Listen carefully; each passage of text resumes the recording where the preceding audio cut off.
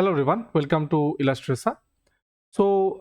In this lecture, we are going to talk about fire tender load and design combination factor.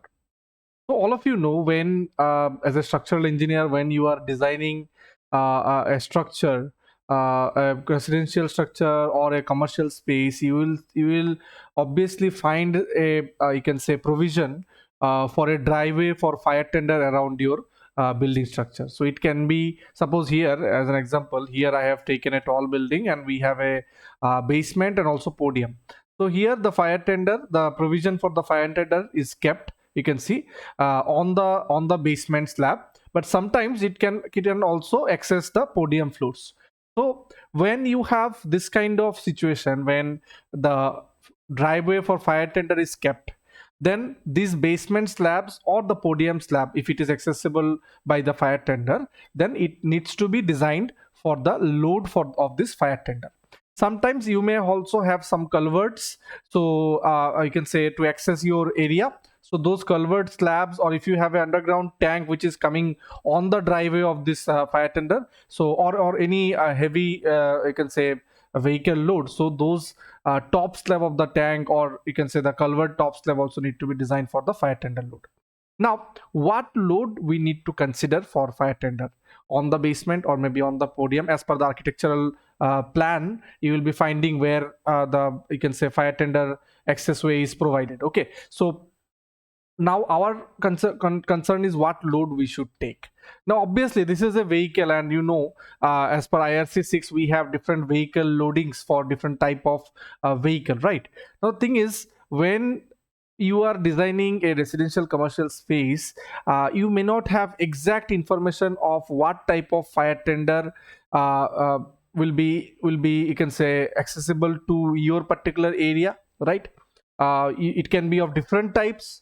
Then in this case, you may not have an exact data. Okay, so if you have an exact data, obviously you need to design the slab or the structure which will be supporting this load of the fire tender for the exact loading that you are getting from the authority or from the client. But if you do not have a exact information regarding the vehicle loading, so in that case, if you refer National Building Code of India 2016 volume 1 and clause 3.8, so you can see here the loading for fire tenders and emergency vehicles are given. It also says if you have an actual operational load, so you take that load, you find out the you can say area load by doing the 45-degree dispersion, and you perform the design for the structure that is supporting that load. But if you do not have an exact load, so in this case you can see it says, in absence of any, if you just read this para, so in absence of any data, the bare slab loading may be considered as 15 to 20 kilonewton per meter square. Okay, so this is the load in absence of any data that you have. You can take an area load on the slab which is around 15 to 20. Most of the cases you will see that in the architectural drawings also it used to be written that, I mean, obviously they also get from the authority, fire authority, so a fire tender load of 20 kilonewton per meter square to be used. So on the driveway where fire tender is accessible, so you need to design that for around 15 to 20 kilonewton per meter square load. So this, most of you may know when you are designing the such kind of structures. Now the question is that this fire tender load, when we'll be combining with some other load, then what design partial safety factor we should take while designing the elements, right, for that particular load. So if you see here, the next line itself, it says when the fire tender load is combined with gravity loads, the same can be considered as accidental load with partial load factor of 1.05. Okay, and again it says in the point D that fire tender load need not to be combined with the lateral load. So that means we need to only consider a gravity load combination with partial safety factor of 1.05. So you can say, suppose I have dead load DL, I have live load LL, and I have fire tender load, suppose FT. Okay, so if I want to make a combination of this, it will be 1.5 dead load plus 1.5 live load and plus 1.05 your fire tender load.